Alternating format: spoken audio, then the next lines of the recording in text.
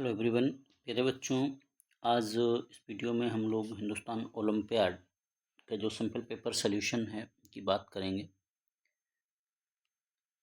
Simple paper solution की series में हम लोग क्लास 1 to 3 और क्लास 4 का भी फर्स्ट पार्ट अपलोड कर चुके हैं। आज इस वीडियो में क्लास 4 का सेकंड पार्ट हम लोग ट्राई करेंगे, यानी कि रीजनिंग और जीके और इंग्लिश को इस पार्ट में हम लोग देखेंगे। जल्दी से हम लोग कुछ इंस्ट्रक्शन से उनको समझ लेते हैं, फिर आगे हम लोग सीधे पेपर पे चलते हैं।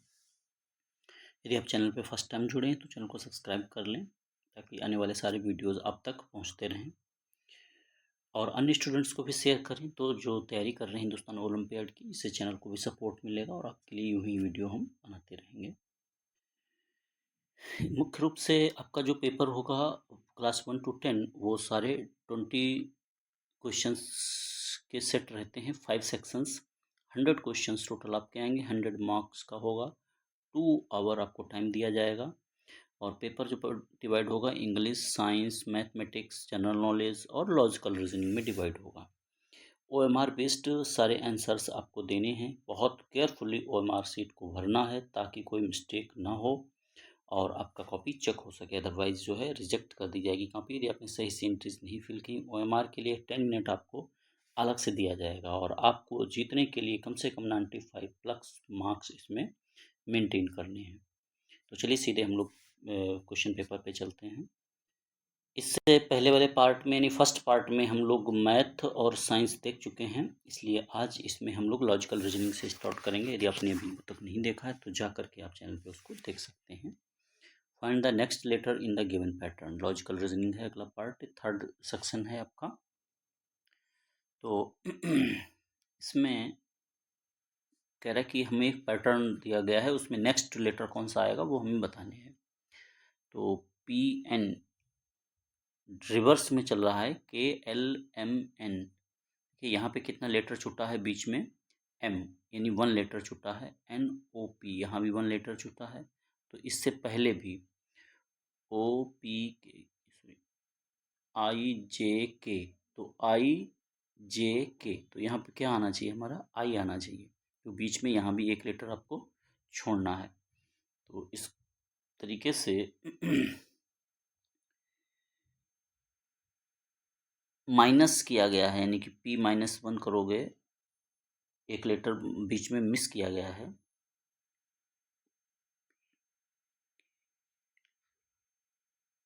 सॉरी, मिस्टेक हो रहा है थोड़ा सा। इसमें 2 लेटर्स हैं, P यानी कि MNO, OP यानी एक लेटर छूटा है, और यहाँ पे KLM 2 लेटर्स छूटे हैं, LM, तो यहाँ पे 3 लेटर्स मिस होने चाहिए। तो GHIJK,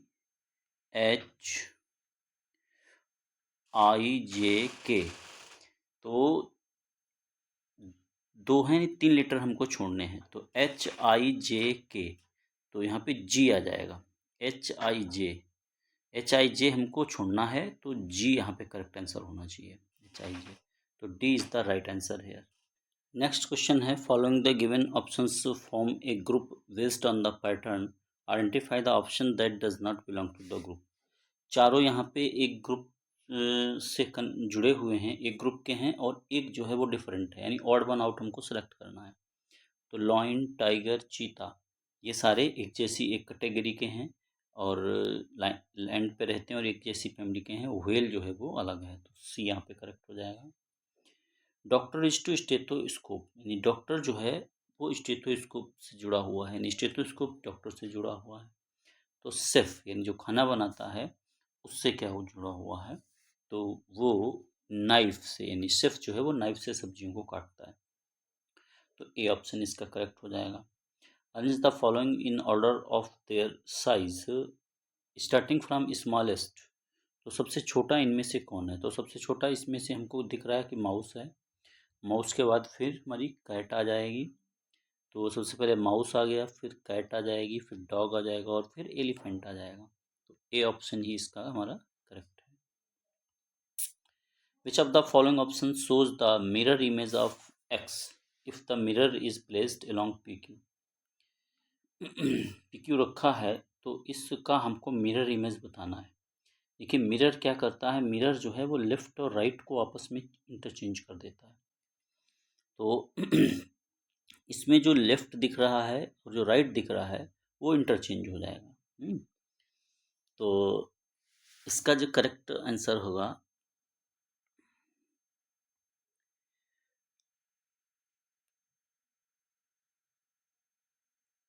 ये ए जो था इधर 7 आ जाएगा, इधर ए चला जाएगा, 8 अपनी जगह पे ही रहेगा, सी भी उल्टा हो जाएगा। तो इसमें 7 इधर यहाँ पे है, इसमें अप एंड डाउन कर देनी, अप एंड डाउन नहीं होता है, ये नहीं हो सकता। तो इसमें यही बी वाला करेक्ट होगा, B option is right. Next question है, which of the following animal is different from the others. इनमें से 3 एक जैसे हैं, एक अलग है। तो लायन, टाइगर, जेब्रा, लेपर्ड। तो सीधा हमको दिख रहा है कि यहाँ पे जो जेब्रा है वो डिफरेंट है और ये तीनों एक जैसे हैं। If you are facing north and turn 90 degree, ये से इस तरीके से है, ये हमारा नॉर्थ है, साउथ है, ये ईस्ट है, ये वेस्ट है। नॉर्थ को फेस कर रहे थे और 90 डिग्री आप टर्न किए टू राइट। राइट मतलब इधर को टर्न किए हैं। तो किधर आप फेस करेंगे, अब ईस्ट को फेस करेंगे। तो ए ऑप्शन इसका करेक्ट हो जाएगा। नेक्स्ट है, राहुल्स मदर रीना। राहुल की जो माँ है वो रीना है और Reena's sister Amit. Reena is the sister of Amit. Reena जो है वो अमित की सिस्टर है। तो अमित और राहुल अंकल हुए, अमित राहुल के क्या हुए, अंकल हुए। सीधा यानी उसके मामा हुए। If the symbols are removed from the given arrangement, then which of the following element will be the third from the right? Symbols remove कर दिए जाएं तो थर्ड फ्रॉम द राइट कौन होगा? तो सिंबल्स रिमूव करना है इसमें से हमको, ये क्वेश्चन है हमारा। तो सिंबल का मतलब यहाँ पे है कि सिंबल हमारा ये वाला सिंबल हट जाएगा, ये सिंबल हट जाएगा, ये सिंबल हट जाएगा और ये सिंबल हट जाएगा। तो राइट ये लेफ्ट होता है, ये राइट होता है, ये आपको ध्यान रखना है। और दाएं छोर से तीसरा कौन सा होगा? तो पहला, दूसरा, तीसरा। तीसरा हमारा क्या आ रहा है? एस। तो करेक्ट आंसर हमारा इसमें क्या हो जाएगा? S is the right answer. If number is increased by 10, किसी नंबर को हम 10 से इंक्रीज कर देते हैं, यानी कोई एक्स नंबर था उसमें हमने 10 ऐड कर दिया, एंड देन डिक्रीज्ड बाई 3 और 3 डिक्रीज कर दिया गया। रिजल्ट कितना आ रहा है? रिजल्ट आ रहा है 27। तो हमें बताना है नंबर क्या है। तो 10 माइनस 3 करोगे 7 आ जाएगा, 7 इधर जाएगा माइनस का हो जाएगा। 27 माइनस 7 करोगे तो आंसर हमारा कितना आ जाएगा? 20। तो इस प्रकार से करेक्ट आंसर हमारा क्या हो जाएगा? 10B 20। क्वेश्चन नंबर 11 कह रहा है कि star is coded as this. ठीक है, देखिए यस से यू आया, STU यानी एक लेटर छोड़ के आया है, TU भी, इसमें भी एक लेटर, ABCRST सब में एक एक लेटर छुटा हुआ है। तो MNOOPQOPQNOP, तो OQQP, यानी इसका जो करेक्ट आंसर हो जाएगा वो क्या हो जाएगा? OQQP is the right answer, that is C is the right answer. How many meaningful words of 3 letters? How many meaningful words of 3 letters can be formed by arranging these? तो ATC को arrange करना है meaningful words बनाने, words of 3 letters. तो एक तो हमारा cat हो रहा है सीधा, कैट हो रहा है, और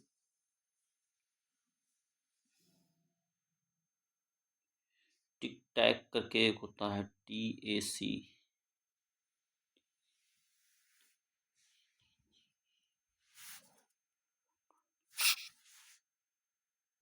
एक और इसमें बन सकता है एक्ट, एक्ट भी बन सकता है। तो इस प्रकार से यदि, हालांकि टैग कोई वर्ड नहीं होता, मीनिंगफुल वर्ड टैग का कोई मीनिंग नहीं होता है।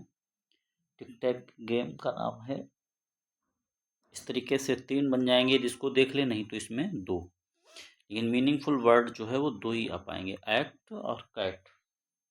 हमारे हिसाब से तो बी होना चाहिए इसका, इसको जोड़ लेंगे तो 3 भी हो सकता है। The pass code of locker is 3 digit.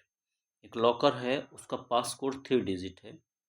3 digit even number है, ठीक है, 3 डिजिट हैं और इवन नंबर है। If 2 digits are 3 and 4, 2 digits इसके क्या हैं, 3 and 4 हैं।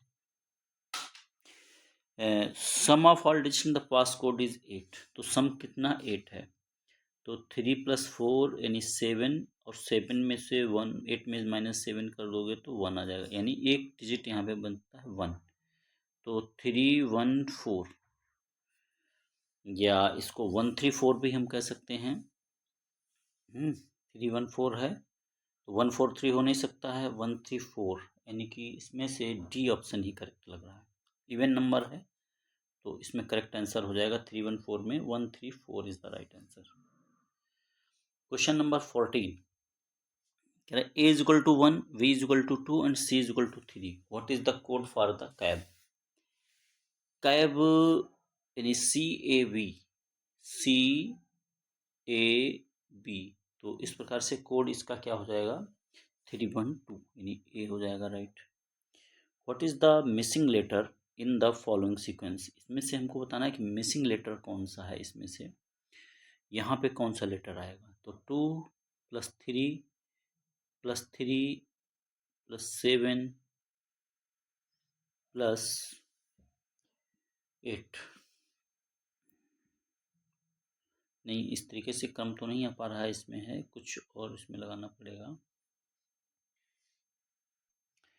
तो यहाँ पर डिफरेंस देखेंगे तो यहाँ पे 3 प्लस किया गया है, यहाँ पे 5 प्लस किया गया है, यहाँ पे 7 किया गया है, यहाँ पे 9, यानी कि 3 5 7 9, आगे कितना प्लस किया जाएगा 11, तो क्रम चल रहा है 3 to 5 to 7 to 9 to 11, तो 26 में 11 हम ऐड करेंगे तो ये आ जाएगा 37।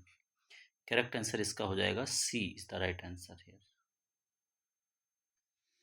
If 7 into 3 is equal to 42, 5 to 20, 6 into 4, तो 7 6 जा, यानी इसका मतलब जो है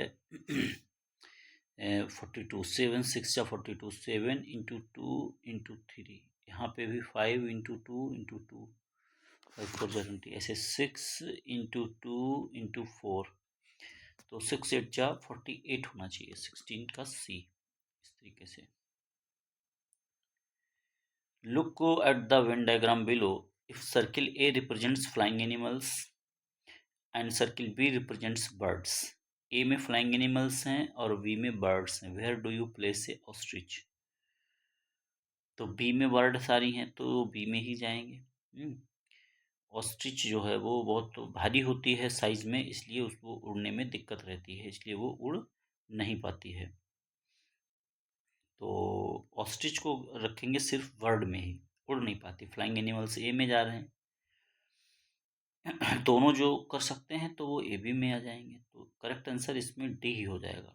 इनसाइड सर्किल बी, ऑस्ट्रिच जो है वो हमारा बी में रहेगा क्योंकि ये उड़ नहीं पाता है।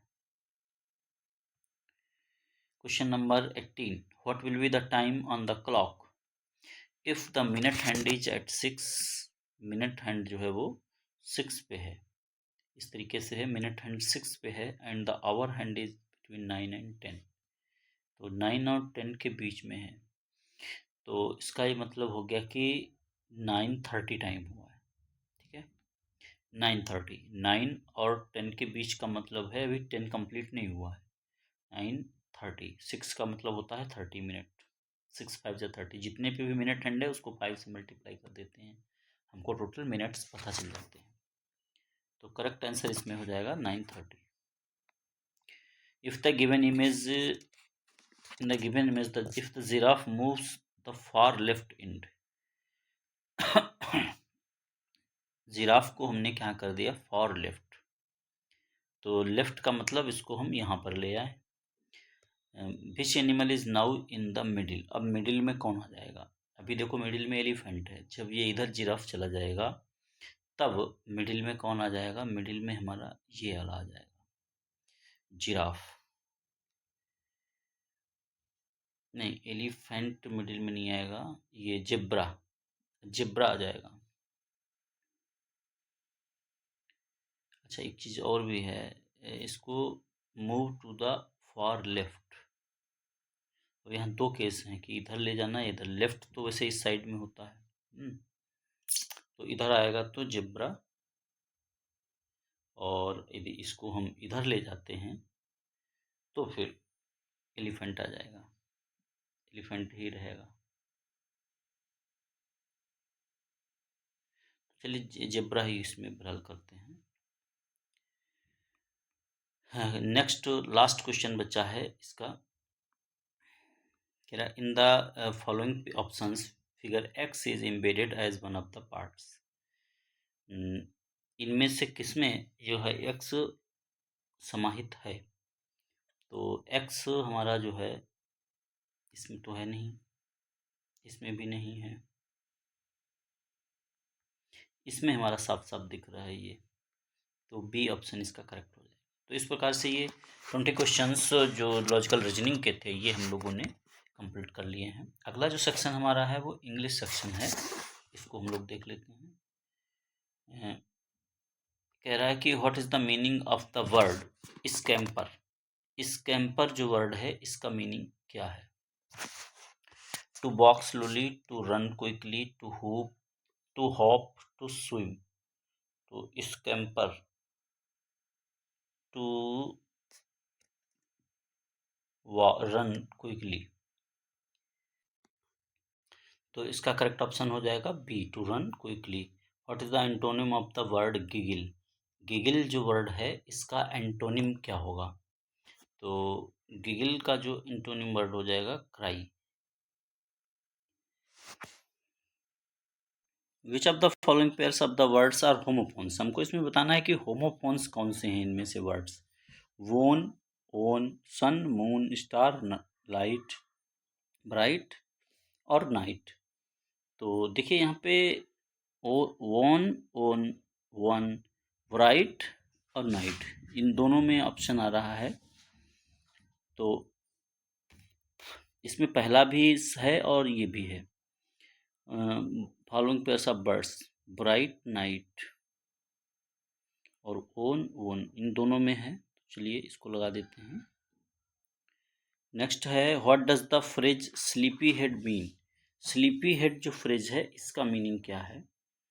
Someone who is tired, someone who walks up early, someone who plays all day, someone who enjoys eating। तो करेक्ट आंसर इसका हो जाएगा someone who is tired, यानी थका हुआ है, स्लीपी हेड उसी को बोलेंगे। तो ए ऑप्शन इसका करेक्ट हो जाएगा इस तरीके से। और choose the correct plural form to complete the sentence. The farmers are harvesting their crops. वो अपनी क्रॉप्स को जो है काट रहे हैं, तो इसका हो जाएगा यहाँ पे ए ऑप्शन हो जाएगा। नेक्स्ट हमारा 6th क्वेश्चन है, identify the collective noun in the following sentence. Collective noun हमको बताना है इनमें से कौन सा है। The team of players celebrated their victory. तो द टीम ऑफ प्लेयर्स जो है वो हमारा कलेक्टिव नाउन है, क्योंकि ये ग्रुप ऑफ प्लेयर्स को शो कर रहा है। Correct pronoun to complete the following sentence, I complete the project all by myself. खुद से मैंने पूरा प्रोजेक्ट जो है वो तैयार किया है, तो ए यहाँ पे ऑप्शन हो जाएगा। Choose the correct conjunction to complete the sentence, she wanted to go to the park dash it starts raining. वो जाना चाहता है पार्क में बट इट स्टार्टेड रेनिंग, लेकिन क्या हो गया, वहाँ पे बारिश होने लगी। Identify the preposition in the following sentence. यहाँ पे हमको प्रीपोजिशन बताना है। We sat beside the river and had a picnic. तो बिसाइड यानी कि उसके पास में जा कर के हम बैठ के, तो बिसाइड जो है वो यहाँ पे प्रीपोजिशन है। Identified the adjective in the following. The clever student, clever student solve the puzzle quickly. तो क्लेवर स्टूडेंट यानी क्लेवर जो यहाँ पे है वो स्टूडेंट की विशेषता बता रहा है, तो क्लेवर यहाँ पे क्या हमारा हो जाएगा एडजेक्टिव हो जाएगा। Correct adverb to complete the sentence, adverb यहाँ पे बताना है हमको। तो beauty, she sang the song beautifully, उसने उस सॉन्ग को बहुत अच्छे से गाया, यानी कि A. Identify the verb in the following sentence, the children go to the park every day after school. Go to the park, वो जाते हैं हर रोज आफ्टर द स्कूल, स्कूल के बाद। तो गो यहाँ पे हो जाएगा आपका verb. Choose the correct article to complete the sentence, हमको इस सेंटेंस को कंप्लीट करने के लिए आर्टिकल चूज करना। We are going to the airport, to the airport, तो correct answer is C. Select the sentence with correct punctuation, punctuation के साथ हमको इस वर्ड को लिखना है सेंटेंस को। तो my sister who is a doctor lives in London. Next, my sister who is a doctor lives in London, my sister who is a doctor lives in London, तो ये ज़्यादा ठीक है। My sister who is a doctor lives in London, तो C इसका जो है वो एक करेक्ट आंसर होगा, C is the right answer. Punctuation, which of the following sentences in the present perfect tense, present perfect tense का मतलब होता है हैज, हैव प्लस वर्ब की थर्ड फॉर्म। तो वी आर नहीं, we have already eaten lunch, तो has have आ गया है और वर्ब की थर्ड फॉर्म आ गया ईटन, तो बी हो जाएगा 15 का B. Which simple following sentences in the simple past, simple past में क्या होती है, वर्ब की सेकंड फॉर्म का प्रयोग किया जाता है। तो वर्ब की सेकंड फॉर्म का मतलब किस में यूज किया गया है, सी कुक्ड, सी कुक्ड डिनर लास्ट नाइट। और एक और चीज़ है लास्ट नाइट आ जाए, लास्ट डे, यस्टरडे, ये भी पास्ट में ही यूज होते हैं। तो 16 का सी हो जाएगा। विच of the following sentences in the simple future, future में यानी विल सेल का प्रयोग हो, तो विल सेल सिर्फ एक में ही प्रयोग हुआ है, C. She will read a book tomorrow, correct answer हो जाएगा। 18 to 20, read the following poem and answer the following questions. The sun shines high in the sky, spreading warmth as clouds float by. It walks the flowers, paints the day, and guides us all from our along our way. Its rays are golden, soft and bright. They fill the world with endless light. When evening comes, it says goodbye, and stars appear in the darkened sky. तो correct इसमें 18th का correct answer हो जाएगा आपका, what time of the day does the sun say goodbye in the poem. तो कब good by कहता है, इवनिंग में गुड बाई कहता है sun. Which word in the poem describes the sun's rays, तो सन की रेज कैसी हैं, वो गोल्डन है, सिल्वर डार्क हैं, तो वो गोल्डन है उसकी rays. What fill the world with light as mention in the poem, तो the stars, the moons, the clouds, the sun's rays, तो सन्स रेज जो है वो पूरे संसार को जो है लाइट से भर देती है। तो इस प्रकार से इंग्लिश के 20 क्वेश्चन हम लोगों ने ट्राई किए। लास्ट सेक्शन हमारा बचा है जनरल नॉलेज का, तो जनरल नॉलेज भी देख लेते हैं। इसमें कह रहा है कि in which year did the first year FIFA World Cup takes place, FIFA first year जो हुआ था वर्ल्ड कप वो कब हुआ था। तो इसका जो करेक्ट आंसर हो जाएगा 1930, 1940, 50, 60। तो 1930 में पहला फीफा वर्ल्ड कप हुआ था। विच sports is Saurabh Ghoshal associated, Saurabh Ghoshal किससे रिलेटेड हैं, टेनिस, टेबल टेनिस, क्रिकेट। तो सौरभ घोषाल जो हैं वो स्क्वैश के खिलाड़ी हैं, तो सी यहाँ पे करेक्ट हो जाएगा। One of the 7 wonders of the world, the ancient city of Petra is located in which country. तो पेट्रा जो है किस सिटी, कहाँ, किस कंट्री में लोकेटेड है, पेट्रा जो है वो जॉर्डन में है, A is the right answer. Who was the first deputy prime minister of India, first deputy prime minister of India कौन था, राजेंद्र प्रसाद, जवाहरलाल नेहरू, सरदार वल्लभ भाई पटेल, एपीजे अब्दुल कलाम। तो ये करेक्ट आंसर हो जाएगा Sardar Vallabh Bhai Patel. Which was the first national park established in India, पहला national park कौन सा बना था इंडिया में, Kanha national park, Dudhwa national park, Jim Corbett national park, Ranthambore national park. तो correct answer is the Jim Corbett national park. Which of the following is the heaviest snake in the world, सबसे भारी यानी बड़ा स्नेक कौन सा है दुनिया में, तो इसमें आ जाता है कोबरा। तो करेक्ट आंसर इसमें हो जाएगा हमारा बोआ कॉन्स्ट्रिक्टर। तो correct answer is the anaconda, anaconda जो है that is the heaviest snake in the world, anaconda सबसे बड़ा स्नेक है। नेक्स्ट क्वेश्चन है हमारा, विच of the following planets atmosphere is primarily composed of nitrogen and oxygen. मतलब कौन सा प्लेनेट है जहाँ पे मुख्य रूप से नाइट्रोजन और ऑक्सीजन है। तो यहाँ मुख्य रूप से हमारे यहाँ पे अर्थ पे यानी नाइट्रोजन सबसे ज़्यादा है, वो 78%, और ऑक्सीजन है 21%। Who is known as the father of the computer. Father of the computer किसको संज्ञा दी गई है, तो इसमें हमारे आ जाते हैं Charles Babbage, Thomas Edison, Nikola Tesla, Tim Berners Lee. Correct answer is Charles Babbage. Identify the Indian freedom fighter shown in the given figure. Picture दिखाई गई है, ये किसकी है। तो पिक्चर में जो लेडी दिखाई गई है वो सरोजनी नायडू, कस्तूरबा गांधी, कमला नेहरू या एनी बेसेंट। तो correct answer is in Sarojini Naidu, Nightingale of India. Which of the following cities is famous for the chicken curry embroidery. Chicken curry embroidery के लिए कौन सबसे ज़्यादा फेमस है, जयपुर, वाराणसी, लखनऊ या फिर पटना। तो correct answer is Lucknow. Chicken curry embroidery के लिए जो है लखनऊ फेमस है। Which of the following city is the capital city of the Assam. Assam का जो कैपिटल, सारे बच्चों को सारे जो स्टेट्स हैं, यूनियन टेरिटरीज हैं, उनके कैपिटल्स आपको याद रखना है, इससे क्वेश्चन रिलेटेड हर बार आता है। तो 11A दिसपुर, असम की कैपिटल क्या हो जाएगी, दिसपुर।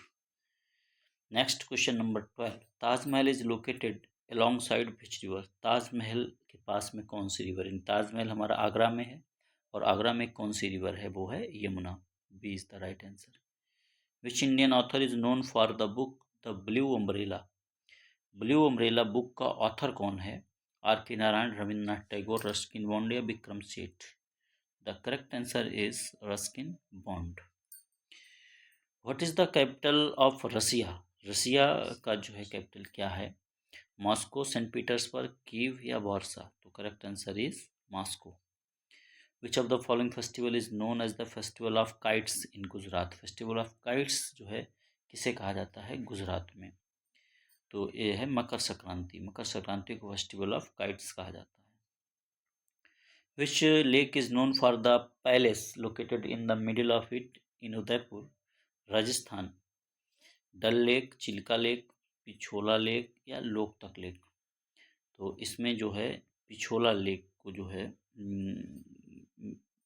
राजस्थान में, जहाँ पैलेस उसमें सिचुएटेड है।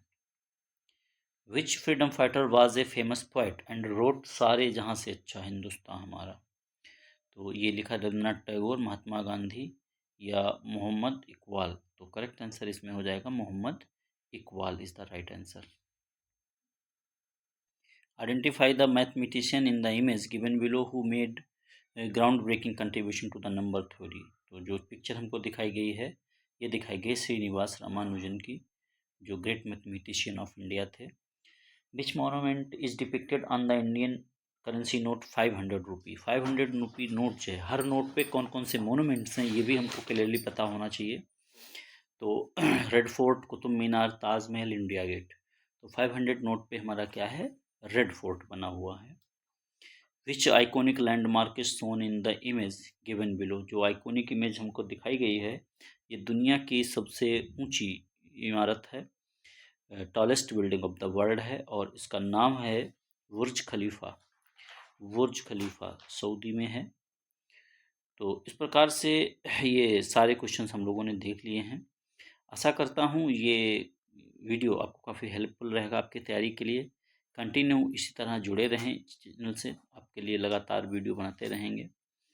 और यदि अभी तक आपने चैनल सब्सक्राइब नहीं किया तो सब्सक्राइब कर लें, ताकि आने वाले सारे वीडियोज़ आपको लगातार मिलते रहें। Thank you for watching the video. We connected and keep watching and keep supporting the channel. Thank you.